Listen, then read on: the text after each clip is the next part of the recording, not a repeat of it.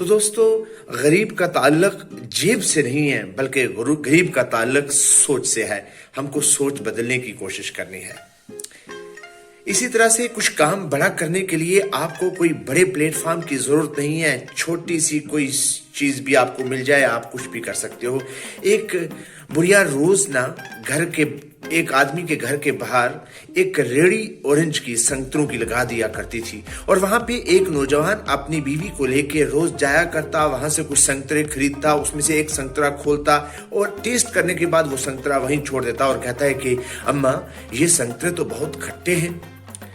کچھ دن گزرنے کے بعد اس نوجوان کی بیوی نے کہا کہ یہ سنگترے تو بہت میٹھے ہیں، آپ روزانہ اس ریڑی پہ جاتے ہو، سنگترا اٹھاتے ہو، اس کے چھلکے اتار کے ایک ٹیسٹ کرتے ہو اور باقی چھوڑ آتے ہو، ایسا کیوں؟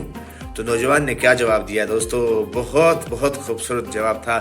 اس نے کہا کہ یہ میری ماں بھی چاہتی ہے، میری ماں کا دل بھی چاہتا ہوگا کہ میں اس سنگترے کو ٹیسٹ کر سکوں، لیکن اس کی جیب اس کو ایلو نہیں کرتی ہے کہ وہ سنگترے کھا سکے. تو میں اس بہانے سے، کیونکہ یہ خوددار عورت ہے، میں اس بہانے سے کہ یہ سنگترا کھٹا ہے اس کے پاس چھوڑ کے آ جاتا ہوں.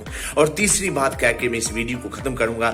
دوستو، ایک نوجوان، بہت ہی امیر نوجوان ایک گاڑی پہ آتا ہے، ایک ریسٹورنٹ کے باہر وہ گاڑی کو روکتا ہے اور سامنے دیکھتا ہے کہ ایک بڑھیا اور اس کے 2 بچے ایسے ہاتھ پھیلا کے بیٹھے اور کہتے ہیں کہ بھائی صاحب کوئی کھانا کھلا دو. وہ اگنور کرتا ہے اور اس ریسٹورنٹ میں چلا جاتا ہے. اس ریسٹورنٹ میں ایک شیشہ لگا ہوتا ہے، جس شیشے کے سامنے وہ 2 بچے اور معصوم سے وہ بچے اور ایک ان کی ماں جو ہے وہ اسی ہوٹل کی طرف تاک لگا کے نظر کو دیکھ رہے ہیں کہ کوئی ہم کو کھانا کھلا دے.